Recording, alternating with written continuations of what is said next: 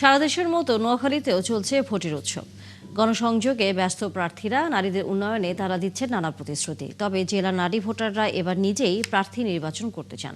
বিশেষ করে উদ্যোক্তা ও কর্মজীবীরা চান সুষ্ঠু পরিবেশ ভোট দিতে এবং নারী বান্ধব সরকার নির্বাচন করতে। মিজানুর রহমানের তথ্যছবিতে বিস্তারিত।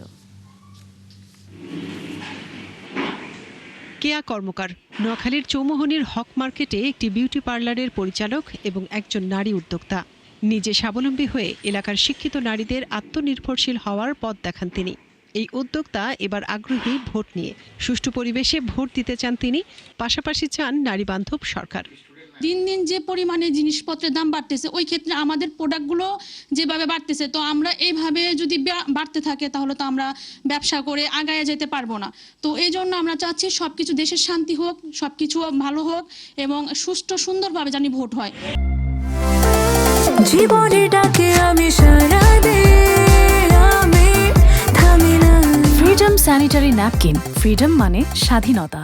নোয়াখালী জেলায় দিন দিন বাড়ছে উদ্যোক্তা এবং কর্মজীবী নারীর সংখ্যা। তাই এসব নারীরা চান নিরাপত্তা সহ নিরাপদ কর্মপরিবেশ। পাশাপাশি তাদের প্রত্যাশা চলাফেরায় স্বাধীনতা সহ তাদের জন্য বিভিন্ন সুযোগ সুবিধা নিশ্চিত করা হোক।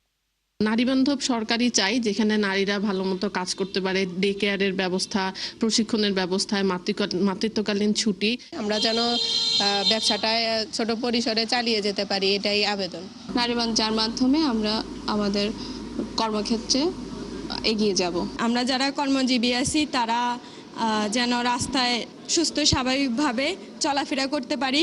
আর নারী চিকিৎসকরা বলছেন, সারা দেশে মোট জনসংখ্যার অর্ধেক নারী হলেও তাদের জন্য সমান সুযোগ নেই। তাই নারীদের স্বাবলম্বী ও কর্মসংস্থানের ব্যবস্থা করবে এমন প্রতিনিধি চান তারা। এখানে প্রায় 150 থেকে 200 স্টাফ হবে। তো এদের সবাই কিন্তু আমার উপরে নির্ভরশীল। তা আমি একটা মহিলা যে কাজ করবে, যে স্টাফ আসে, তার ডিউটি থাকে, শিডিউল থাকে। তারা কখনো সকালে, কখনো বিকেলে, কখনো নাইট ডিউটি করে। তো যে নাইট ডিউটি করবে সে যদি রোডে নিরাপদ না হয়, তাহলে সে কীভাবে, কোন আশায় আমার এখানে, কোন ভরসায়, কোন সাহসে আসবে বলেন?